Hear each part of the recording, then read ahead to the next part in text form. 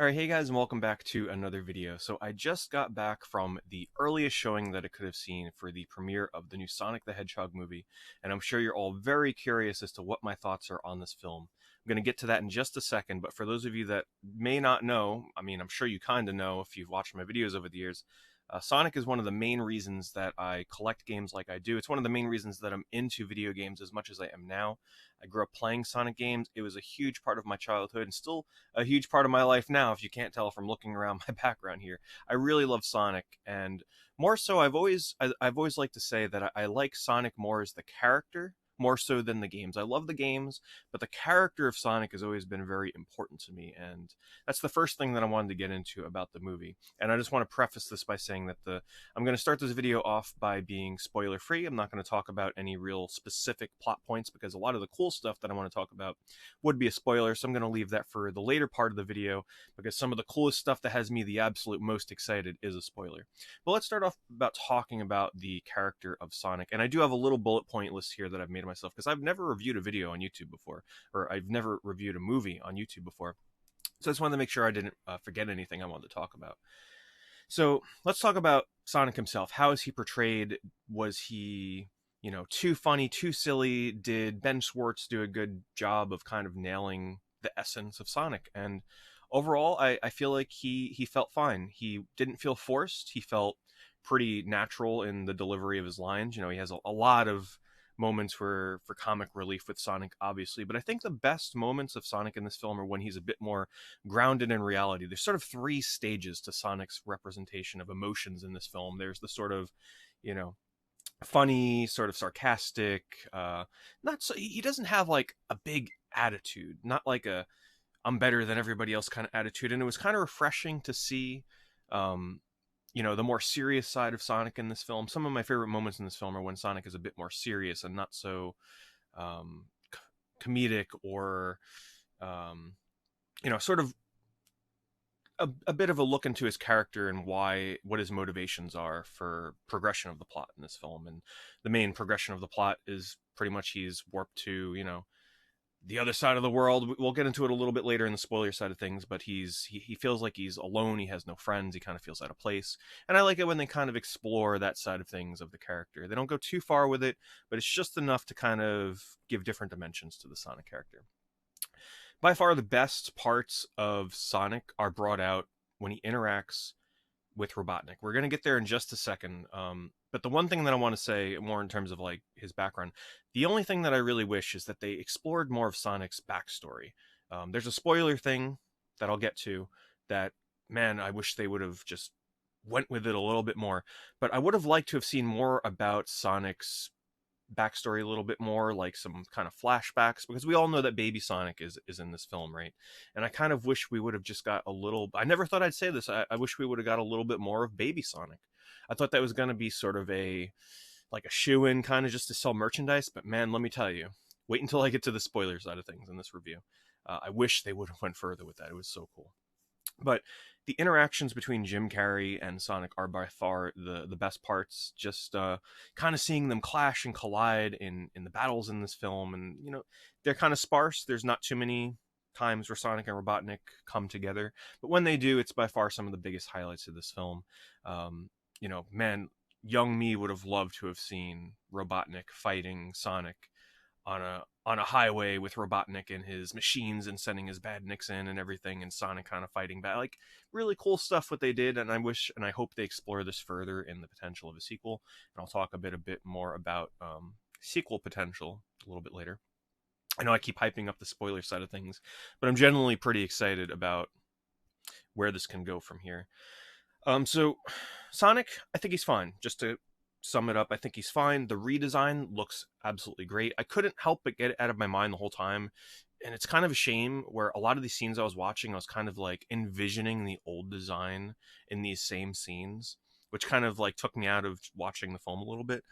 But I think the redesign really works. I think they did a great job on it. I don't really have any complaints about the new design. I mean, it's Sonic. It looks great. And, I think they made the right choice. Now let's talk about Jim Carrey as Dr. Robotnik, the sort of, I guess, bullet point of the film that a lot of people kind of feel is what's going to drive them to go see this movie in the first place. So if you're a Jim Carrey fan, I'd say absolutely go see the film. You know, Jim Carrey is in his element in this. He felt very into it. You know, I watched a couple of his interviews before going to see this movie, and you can tell while he had no idea about the Sonic universe and Robotnik prior to taking this role, you can tell he really did his research, and he was really feeling this role and trying to bring out the comedic, the villainous side, the comedic side of like all these things that make up Robotnik's character. You really felt it with him, and it's very important that they had somebody that could be as expressive as Jim Carrey because, you know, uh, in the third phase or the third act of this film, Robotnik, he's wearing goggles and glasses, so you can't see his eyes. And as I'm sure a lot of actors know, it's one of the hardest things to do is to act and convey emotion when you can't see somebody's eyes.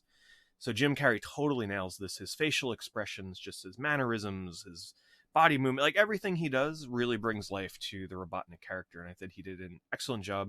I'd say it's perfectly cast. Um, I think he's perfect as Robotnik. And another thing I'm going to get into later, once again, I'm approaching the spoiler part here soon. But man, I'm really, really hyped for Robotnik's character, for the potential of his sequel. We'll just say that. Yeah, so Robotnik, absolutely great. Love the costume design. I love that they had two different costumes for him. It worked. Robotnik really worked. I was pretty happy with Jim Carrey's delivery. I wish there was more. You know, maybe in the sequel, if it comes, we'll get a bit more backstory into his character. But anyway, let's talk about the human element of things. There's not really too much to talk about.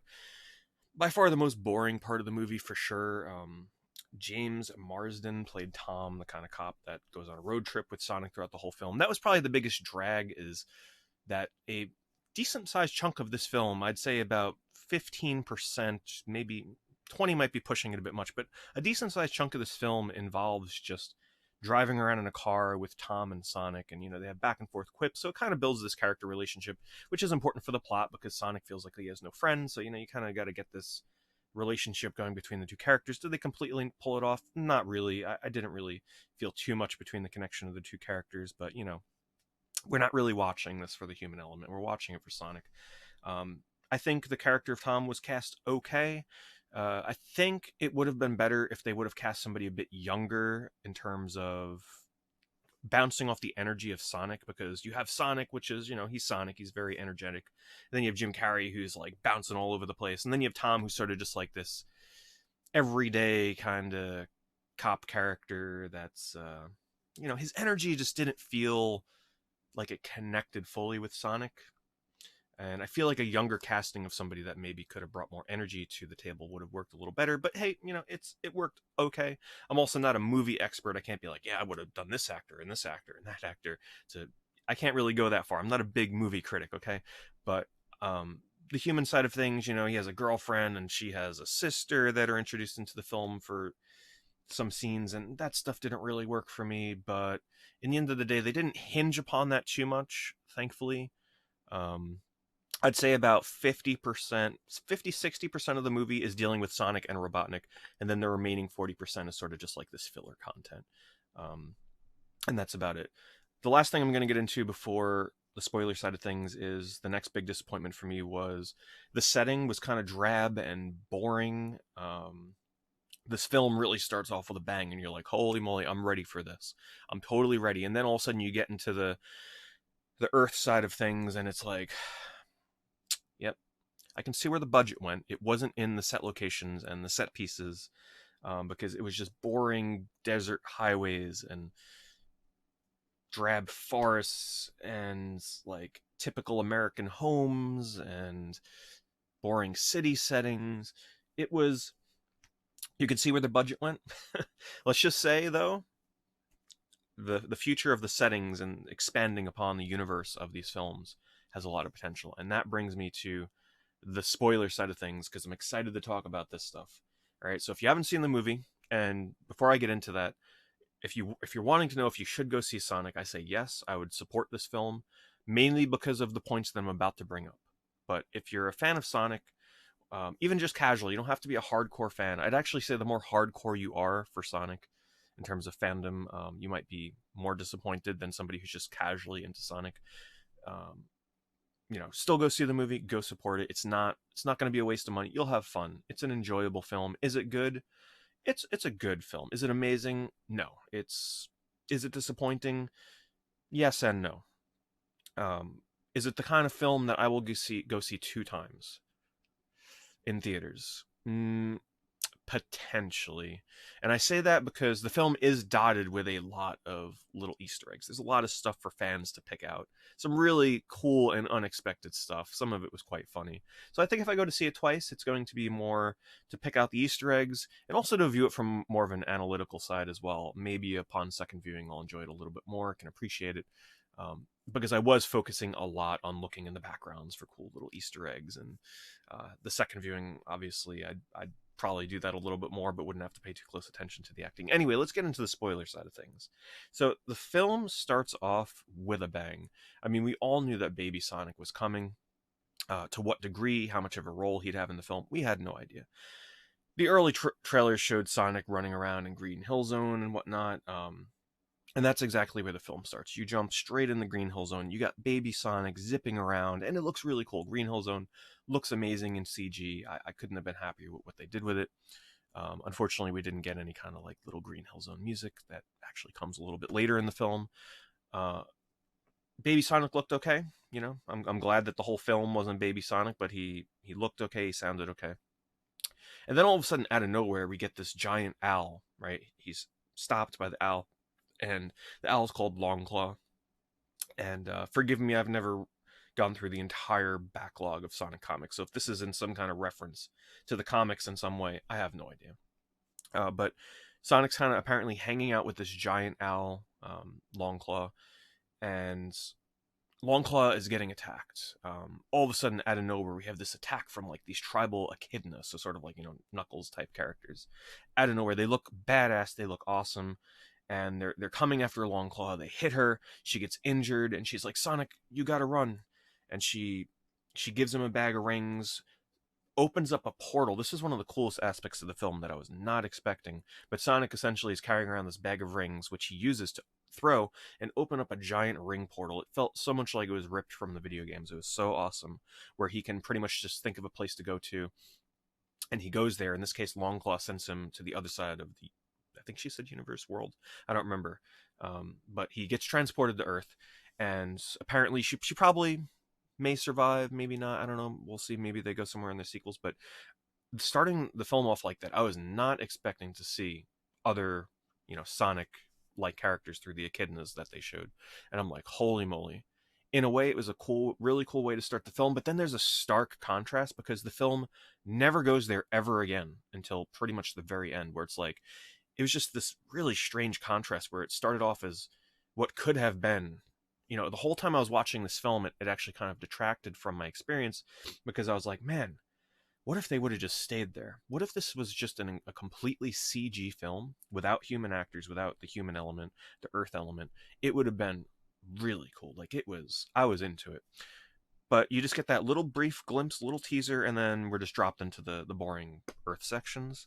And I say boring because compared to the CG, it is boring in terms of settings.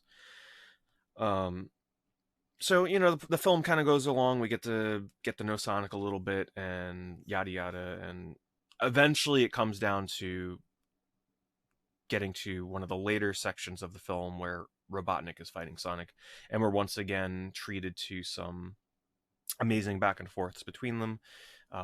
Probably the highlight of the film, to be quite honest, is when Robotnik is chasing Sonic and Sonic is throwing rings and kind of teleporting between different parts of the world, and Robotnik's kind of hot on his heels because Robotnik managed to get one of Sonic's quills, so he's able to travel just as fast as Sonic.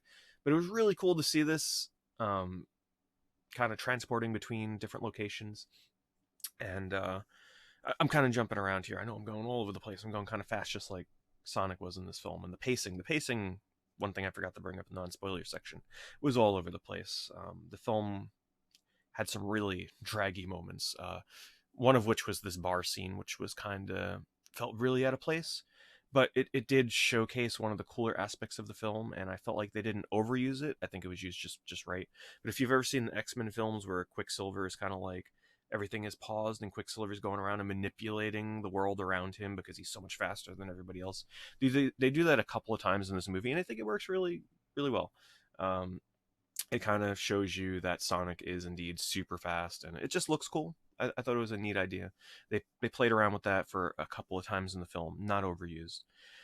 Um, and yeah, see, I'm having trouble talking about the plot of the film because it's kind of just there. The plot really never goes beyond, okay, cop comes in contact with Sonic.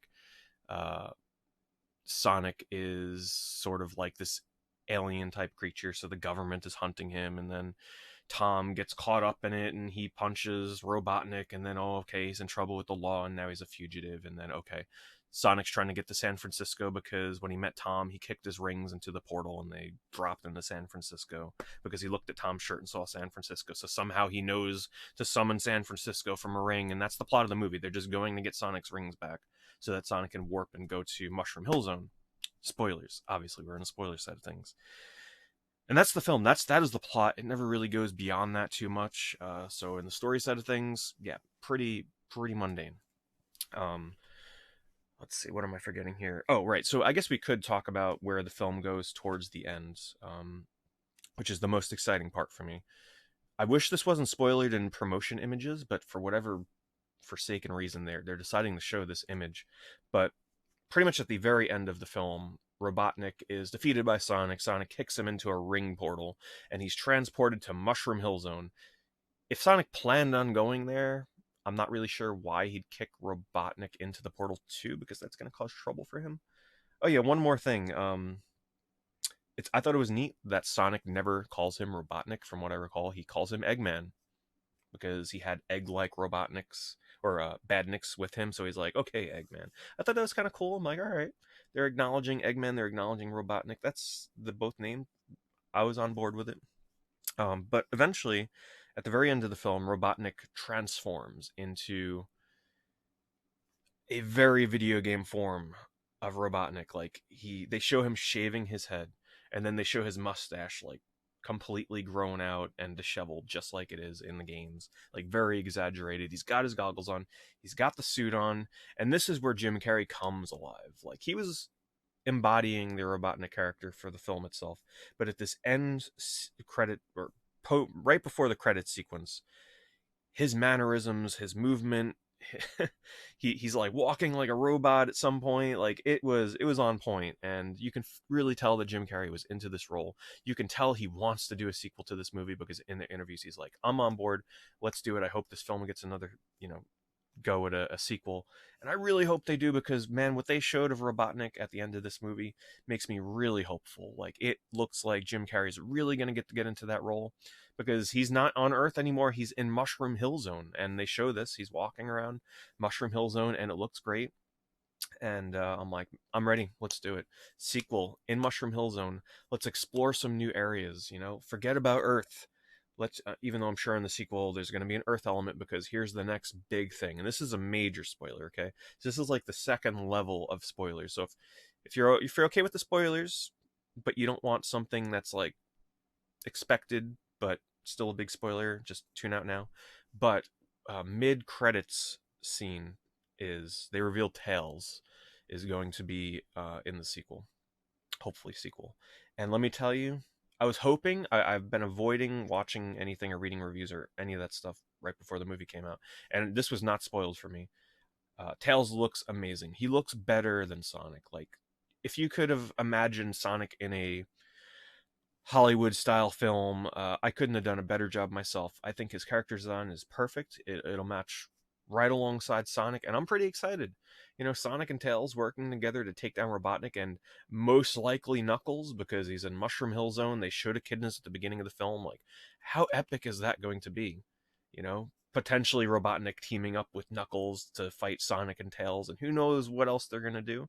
So that is the main reason I say go out and support this film, is because my word, the sequel seems like it's going to be epic. And hopefully they learn from the problems and people's criticisms of this first film, mainly probably the pacing and the boring set pieces. But if they get the budget for it, a movie that takes place in Mushroom Hill Zone and who knows what else, they actually made a little Easter egg referencing Hilltop Zone in the film. Keep your eyes peeled for that one. Um, I'm all for it. So I don't want to drag this on too long. Hopefully you guys enjoy the film. Did it live up to expectations that I had? Honestly, I had pretty low expectations. I was not expecting the film to be good ever since they first announced it. So it's kind of refreshing to have a film that wasn't bad. It wasn't amazing. It wasn't great. It was good. It was a good film. Nothing extraordinary. So I say go out, support this movie, give it a shot, and hopefully we get a sequel and maybe even a third film. Who knows? Maybe they'll keep going, and I think it's got a lot of potential. So, anyway, thank you very much for watching my Sonic the Hedgehog movie review. Keep in mind, this is me coming back just an hour since I saw the film. So, if I wait a month and see it a second time, maybe my opinion will change. Let me know what you think. The next time you see me streaming on Twitch, come in. Let me know what you thought of the movie. Maybe your opinions differ from mine. Let me know what you loved. Let me know what you hated about it. Anyway, thanks for watching, and I'll see you next video.